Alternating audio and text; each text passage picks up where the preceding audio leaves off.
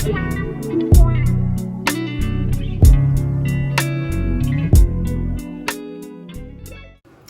guys, welcome back to my channel. If you're new here, my name is Sierra J, and on this channel I have been talking about being a nurse, my nursing journey, filling out of school, getting back to school, passing my NCLEX, all those things. And most recently I've decided to transition from just talking about nursing to more so lifestyle, beauty, and just everything. So as always, don't forget to like, comment, share, and subscribe. Turn on post notifications because we're about to get active. This video today has been highly requested for a very long time. I feel like I avoided recording this video for a really long time. I'm not even gonna be around the bush. I'm just gonna get to it. That's rude. That was so rude. I'm glad I caught it because the devil is lying. My original dream was to work in the NICU. I applied for the NICU at my first job. I didn't get into the NICU, but I did get a position for the PICU. The residency program is a nursing program that is offered to brand new nurses straight out of school, no experience whatsoever. They follow you closely, you have education, you go to classes, you do projects and things of that nature. Kind of helps you, kind of build you into the kind of nurse that they want you to be, right? So in my residency program, there was a mixture of people who were doing med-surg, oncology, ER, PICU, NICU. I was in the PICU with two other girls that I loved. They were fabulous. And that's how it started. So in the summertime, I got a schedule. My schedule had all the days that I would be working, and it had my preceptor's name on it. Okay, I'm just getting right into it. I'm not going to beat around the bush because you guys need to know. So basically, I saw my preceptor's name. I tried to look her up on Facebook. I couldn't find her. Come to find out, her name was actually spelled wrong on the schedule, so I couldn't find her. I wanted to see what kind of person she was and, how she was gonna be. So the very first day that we had half education, half floor day, so we were on the unit a little bit, one of my friends that I used to work with at my old job, I'm trying not to say the name, was like, "Oh, who's your preceptor?" And I was like, "Oh, so-and-so." And she was like, "Oh, okay." And I'm like, right then and there, I should have known. I should have absolutely known. But I was being hopeful. I'm like, you know what, God's got me. I don't have to worry about anybody or anything. I'm gonna be fine. Okay, cool. They had their preceptors, I had mine. So very first day on the unit, we did education. We were working 7 to 7 this day. We did education until about 4 or 5 p.m. There was a lot going on in the unit that day. There was a baby who was on ECMO because she had drowned, and there was a really sick kid down the hall. It was in the summertime, usually traumas are a lot more common, especially in inner cities. So it was a lot going on in the unit, and our educator was walking us around and teaching us a lot about it. So after we saw all of these things, we were supposed to disperse and find our preceptors. So I'm looking for my preceptor, and I find her, and I'm like, "Hi, my name is Sierra. I'm going to be your orientee for the next 12 weeks or 16 weeks or whatever it was." She was like, "Oh, okay." And I was like, okay. Maybe she just had a long day. Because if you're a nurse or you're a nursing student or you're a CNA or whatever, you know how it is and how it gets, right? Okay, cool. So I just let it slide. So she proceeds to go back to her seat, and she sat there and talked to her friends, completely ignored me for at least, I want to say, it felt like forever, but it was probably 10 minutes. So I'm just standing there with my little clipboard, and I'm just waiting, and she's talking to her friends, and she's like, okay. And then she finally got up reluctantly and was like, "I guess I'll show you around." And so I'm like, okay, great. So she starts showing me where different supplies and things are, and how to pull stuff out the Omnicell or the Pyxis. I can't remember which one we had. And you could just tell in her demeanor that she didn't want an orientee. Now, let me just pause for a second. I completely understand. I totally get it. A lot of nurses, veteran nurses who have been nurses for a long time, worked through COVID, all of those things, are fatigued with training new nurses. Totally understandable. But as I get further into this story time, you're going to see that it was much more than that. We were on the floor for only like a couple of hours, maybe 2 hours that day. So she was like, I'm going on vacation. I'm not going to be here. So you're going to be with somebody else next week. Okay, cool. I worked 312s. The first day I was with a really, really nice nurse. Actually, every other nurse for the most part, except for a few, were really, really nice. So my first day, I was with a different nurse, and the first day, I really didn't do much. Like I said, we were a pediatric ICU. We were a burn unit as well. So that day, I think that I just had like a kid that could go to the floor soon. I don't really remember what I had that day, but that nurse was really nice. It was my first day, so I really just didn't do much. I think I just did vital signs and an assessment. The next day, I was with a different nurse, and I actually ended up having a very sick baby.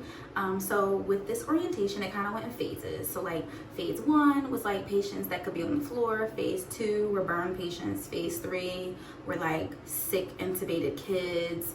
And then 4 were like, I think like traumas and stuff like that. So obviously by day 2, as I stated, I had a baby who was very sick. She ended up seizing. She had to be intubated at the bedside. It was just a lot going on. And my preceptor and my educator both said to me, this is not an assignment that you should have on your second day. Do you want to keep the assignment and stay with your preceptor, like your substitute preceptor, or do you want to go with someone else? And I said, just for the sake of learning, that I would stay with this preceptor because she was very nice and she taught me a lot. She told me, listen, like, I don't want you to do a lot today.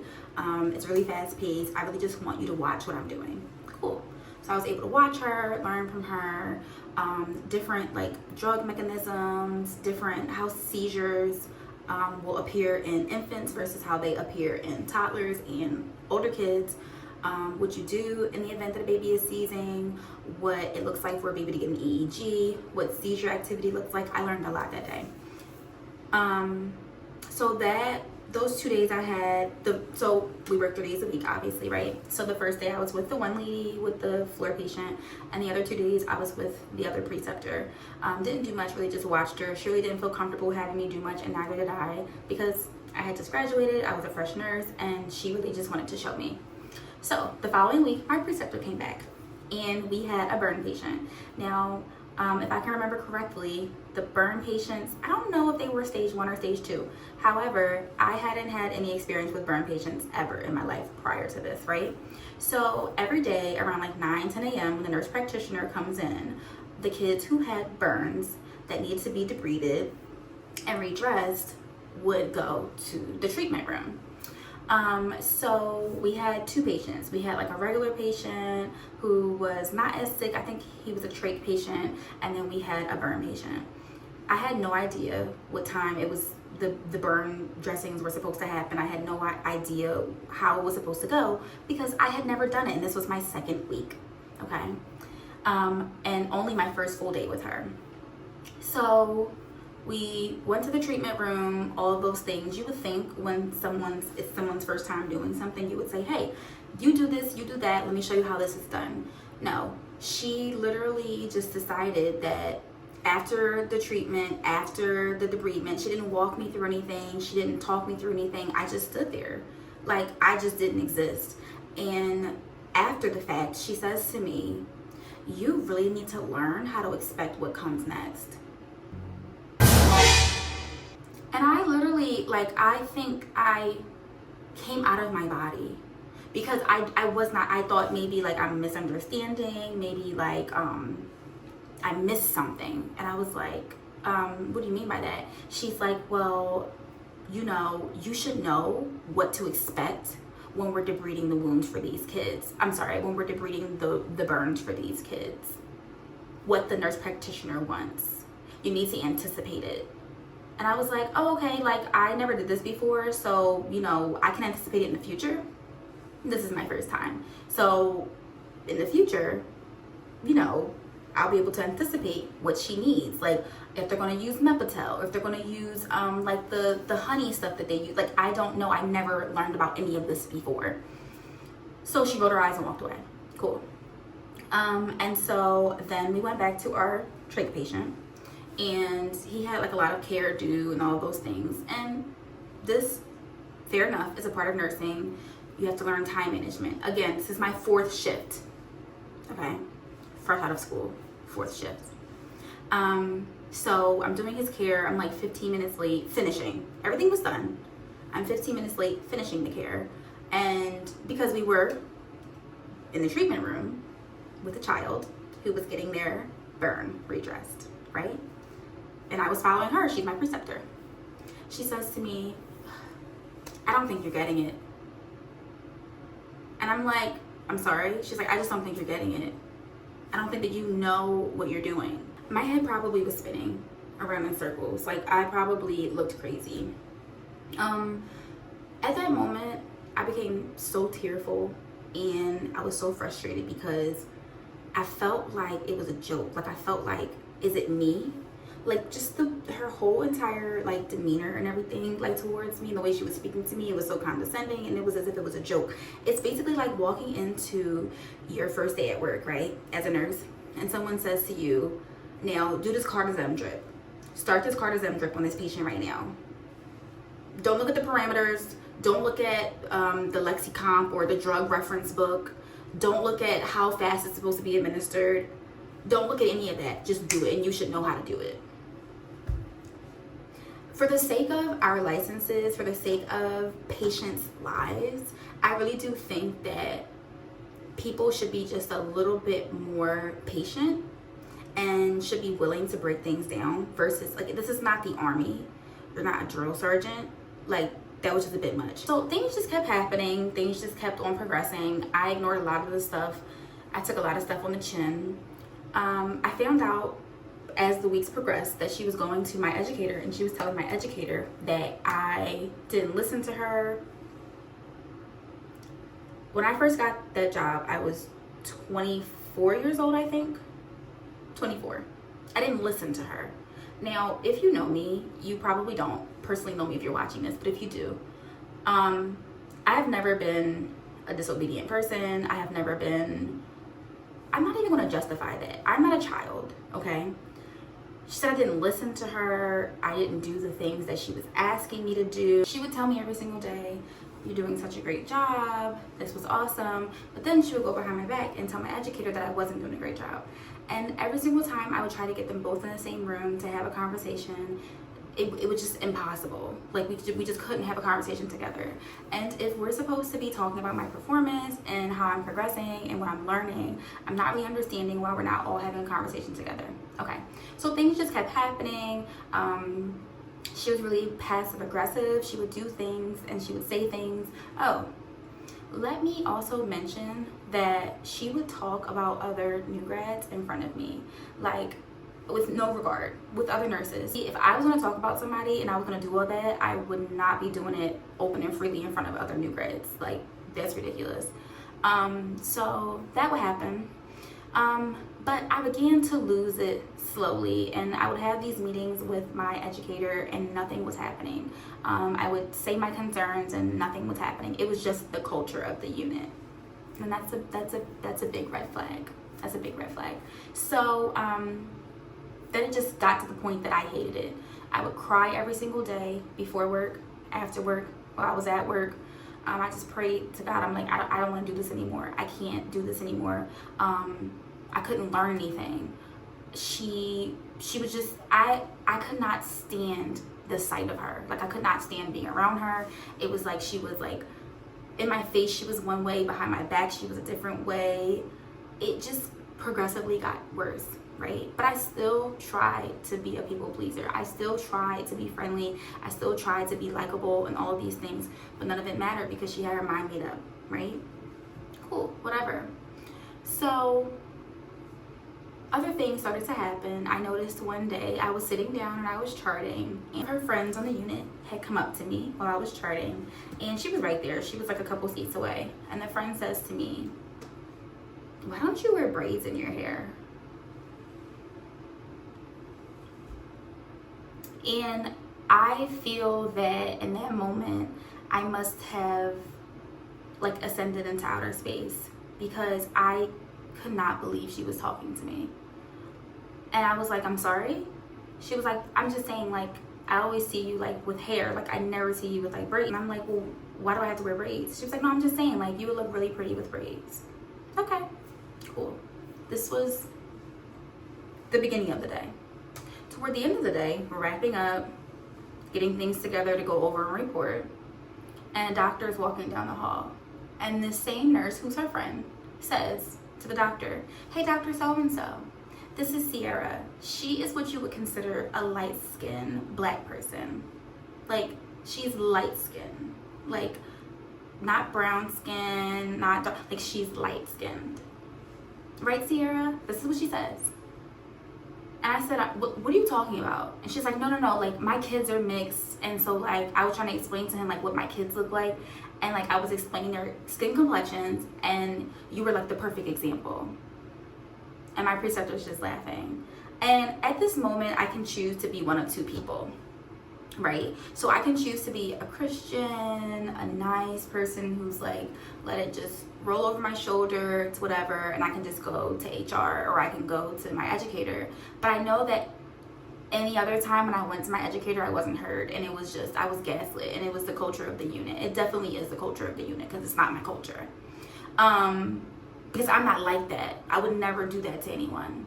Or I can explode, and then I can be the aggressor. I can be angry, and I can be everything that she has built up a case against me to be. Because I feel like that's what she was doing. She was trying to nudge me to do things so that I would basically explode. And then my educator could say, "You don't belong here." So these things would keep on happening. I would just keep ignoring them. She would keep getting smart with me. She would keep saying things to me that were just like rude. She would roll her eyes at me. She would like, I don't know, like she just would do weird things. Like she would start getting report without me in the morning. Like, and I wasn't late. I would come 20 minutes early, 25 minutes early to look at my patients like I was taught to. And I'd be looking for her on the unit. It'd be like 6:53. And I'm sitting down in front of my patient's room, like where the nurse from the nighttime was sitting, and she'd sit somewhere else and say, "Hey, let's get report over here." And I'd go grab like my paper, and she'd just be like, "Oh, you can start." I gaslit myself into thinking that it was just me. I was too sensitive. Like, this is just what it's like when you're a nurse. And it got to a point where I was like, I don't want to be a nurse. Like, if this is what it's like, I don't want to be a nurse. One of the grand finale things that happened was one day I walked in and I was tripled. And if you've ever worked in ICU, know anything about working in ICU, whether it's adult ICU, pediatric ICU, NICU, being triple is just like, it's just a lot of work because these patients are sick. They're not like floor patients. It's not like having 3 patients on the floor. I had a patient who was a complete. She was trach to just complete care. I had a patient who was to be watched very closely because she was having, like, actively having seizures. She was supposed to be having surgery done to remove a tumor, just a lot going on. And then I had a patient who had 3rd-degree burns everywhere, and she was going to get her wounds debrided and dressed. Where I worked, the kids got ketamine and they got Medaz for like to do their burns, because it's painful. She didn't have any access, so she had to get access, and in order for her to get the Medaz and the ketamine. So my preceptor comes to me. She says, "Hey, this assignment is very heavy. This kid needs access. She needs to get her burn dressed, redressed, debrided, all of that. I just want you to focus on these 2 kids and watch the one patient who has lots of seizure activity. You stay here, watch these kids. I'm going to deal with her because it's a lot, and it shouldn't have been an assignment." I mean, I even heard other people saying to her and to other people, "This should not be an assignment. This is not a safe assignment." But I felt in my spirit that something wasn't right, and it wasn't. So nothing happened to any of the patients. They all ended up being fine, thank God. What did happen though is I was in the room with the complete, dealing with the complete patient, doing all of her care and all of those things. She comes into the room and asks me to come out of the room, and she says to me, she points to my face and she says to me, "Just so you know, all of these patients are your patients, and you only caring for 2 of them when you have 3 is ridiculous. That's ridiculous. And I literally, I was like, I can't. And she did this in front of other people to make sure that they could hear her saying that I wasn't taking care of all 3 of my patients. And I was so confused. I looked at her and I said, you told me to go do the care that was due for this patient because it was a horrible assignment. You didn't say, I didn't abandon my patients. You're my preceptor. You told me to go deal with the patient, do her care that was due, start her tube feed, draw her labs that were timed. She was like, we're not going back and forth. Don't talk back. It is what it is. I said, you know what? I really don't like how you talk to me. I really don't like how you talk to me. I've never liked how you talk to me. It's not what you say, it's how you say it. She's like I said, I don't really want to hear it. Like, I don't want to go back and forth with you. It's not a back and forth. It is what it is. Case closed. You're not doing what you're supposed to do. Okay. So I said, I'm going to excuse myself for a second. Just give me 5 minutes. I'm going to excuse myself. And I went to the bathroom and I sat down and I was just like, I can't do this anymore. Like, she's trying to set me up. She doesn't want me to be here. One of the EVS people, one of the people who clean, came to me and she looked at me and she was like, don't ever let somebody talk to you like that again, ever, a day in your life. She was like, I don't care where you are. I don't care what your position is. I don't care what's going on. Don't you ever let somebody talk to you like that. She's like, I would never let my daughters accept that. She was like, I wouldn't let my sons accept that. And if you were my daughter, I would tell you the same thing. Don't let her talk to you like that. And I was like, you know what? You're right. You're absolutely right. So the rest of the day, she tried it very lightly. She didn't say anything to me. We finished our day. It was totally fine. I went to my educator and I told her everything. And she's like, oh, okay, well, you know what? Let's give you a break. Let's see if you like a different floor, see if you like it there and see what happens. And then you can come back in 2 weeks and let me know, you've had a break, you had a different preceptor. Maybe after the 2 weeks of you getting adjusted on a different floor, you'll feel better in the ICU. So I was like, okay, great. I ended up going to a med-surg floor. Vibes completely different. Preceptor, great. Nurses, great. Everyone's great. Culture was way better. And they were like, oh my gosh, you're awesome. Like, you're a great nurse. Like, you're catching on so quickly. Can you please stay on this floor? Like, don't go back to the ICU. And do you think that I hesitated? No, I didn't. I didn't hesitate. My educator came back to me and was like, okay, like, are you ready to go back to the ICU? And I said to her, I'm not coming back.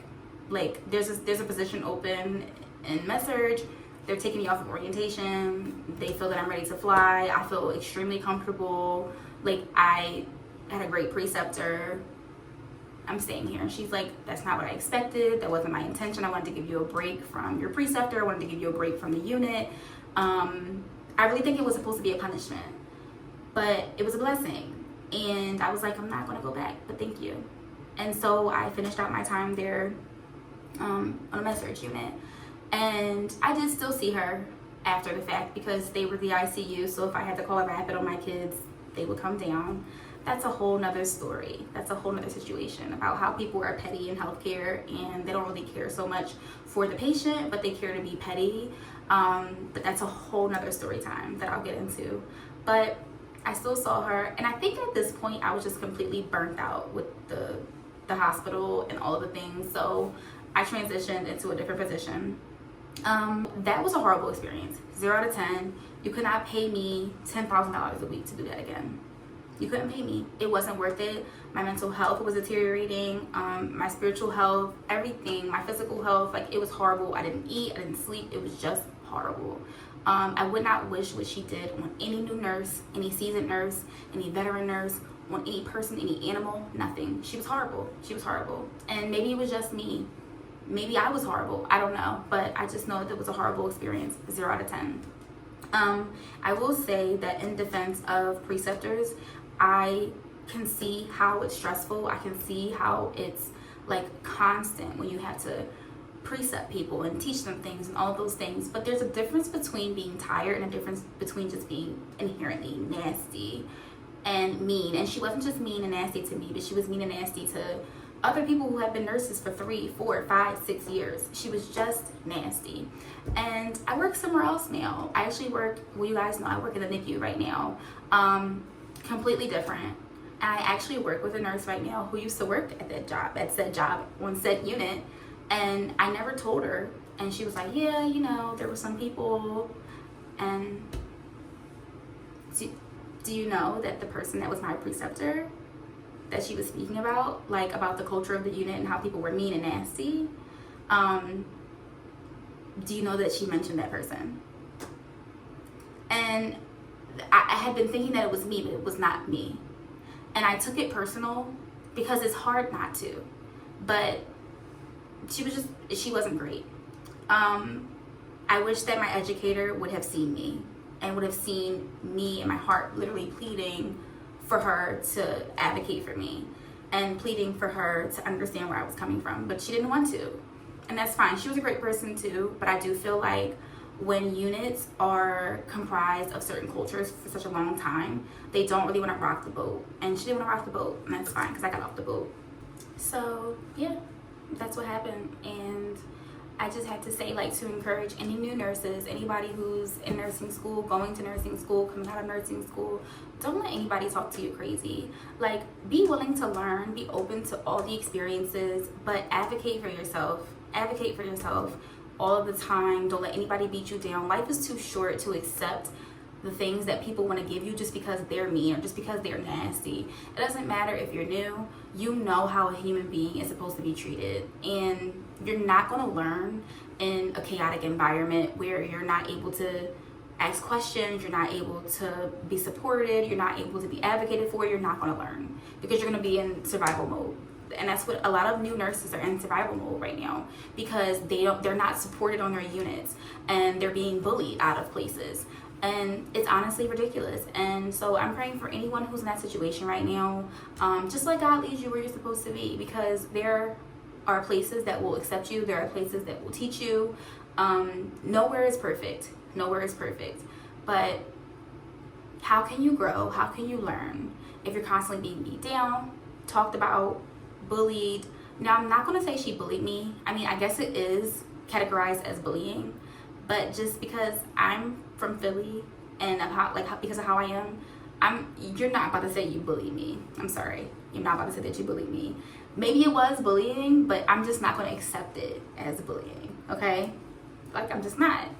But it pretty much was. And I don't stand for it at all. So let me know if you want to know any other stories, what you want to hear, what you want to see next. As always, I love you guys. Thank you for watching. Don't forget to like, comment, share, subscribe, turn on notifications, and I'll see you guys next time.